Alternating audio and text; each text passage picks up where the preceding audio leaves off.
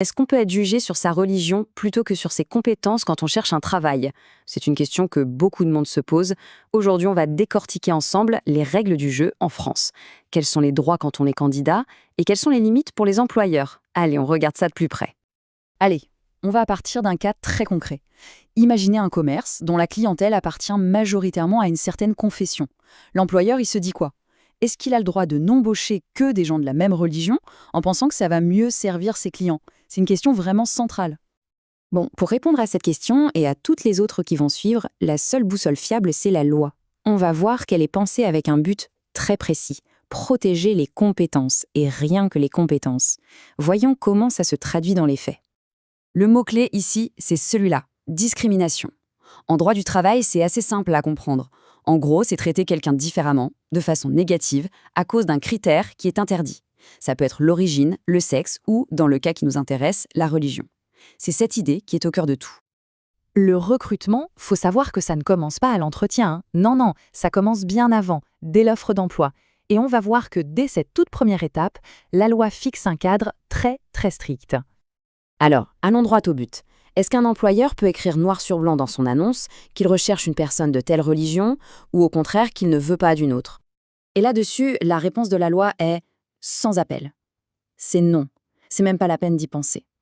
Le simple fait de lier un poste à une religion, c'est considéré comme une discrimination directe. Et c'est complètement illégal. Il n'y a aucune discussion possible. D'accord, donc on ne peut pas mentionner directement une religion, c'est clair. Mais est-ce qu'on peut être un peu plus subtil? Est-ce qu'une annonce peut fixer des critères qui, en fait, sans le dire, vont exclure certains croyants? Je pense à des règles sur la tenue vestimentaire, par exemple, qui n'auraient rien à voir avec le poste. Eh bien non, ça ne marche pas non plus. Le principe à retenir est tout simple. Les seules exigences qui sont acceptables sont celles qui sont absolument nécessaires pour faire le travail. Si une règle n'est pas directement liée aux missions du poste et qu'au final elle écarte des gens à cause de leur religion, elle est illégale. C'est aussi simple que ça.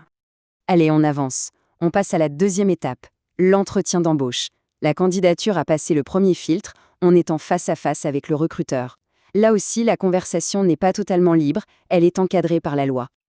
On arrive à la question la plus directe, celle qu'on peut redouter. Pendant l'entretien, est-ce que le recruteur a le droit de demander quelle est votre religion ou quelque chose comme vous êtes pratiquant? Et encore une fois, la loi est d'une clarté totale. C'est non. L'unique but d'un entretien, c'est d'évaluer si la personne a les compétences pour le poste. Point. La religion, c'est une information qui relève de la vie privée. Et ça n'a rien, mais alors rien à voir avec les aptitudes professionnelles. Ah, et c'est là qu'on touche à une nuance super importante. Bien sûr, un employeur a le droit de savoir si on sera disponible pour travailler. Donc la question « Êtes-vous disponible le samedi ?», elle est parfaitement légale. En revanche, la question « Est-ce que votre religion vous interdit de travailler le samedi ?», elle est illégale. On voit bien la différence? La première s'intéresse à la disponibilité, la seconde s'intéresse à la raison religieuse. Et c'est ça qui est interdit. Bon, on arrive au bout du processus, le moment du choix. L'employeur a vu plusieurs candidats, il a tous les CV, il a fait ses entretiens. Maintenant, il doit prendre sa décision. Sur quoi a-t-il le droit de se baser? La question est toute simple. Au moment de trancher, est-ce que la religion peut faire pencher la balance dans un sens ou dans l'autre? Bon, sans surprise, la réponse est un non catégorique. Baser son choix sur la religion d'une personne, c'est la définition même de la discrimination. L'unique critère qui doit compter, ce sont les compétences pour le poste. Et ça nous ramène directement à notre toute première question, celle sur la clientèle. La réponse est donc définitive, les préférences, qu'elles soient réelles ou juste supposées, de la clientèle ne peuvent jamais, au grand jamais, servir d'excuse pour un recrutement discriminatoire. C'est un argument qui ne tient pas la route devant la loi. D'accord. Et si la situation s'inverse, si c'est le candidat lui-même qui, de sa propre initiative, parle de sa religion, par exemple sur son CV? Eh bien, c'est sa liberté la plus totale. Mais le point le plus important, c'est que l'employeur, lui, doit complètement ignorer cette information. Elle ne peut absolument pas être utilisée pour justifier un refus.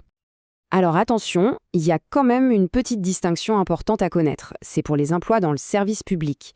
Pendant le recrutement, les règles qu'on vient de voir sont exactement les mêmes. Aucune discrimination.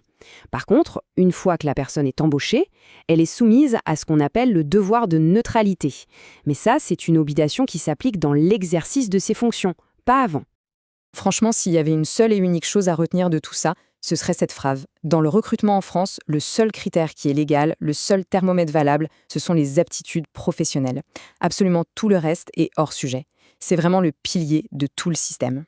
Pour finir, on peut se poser une dernière question.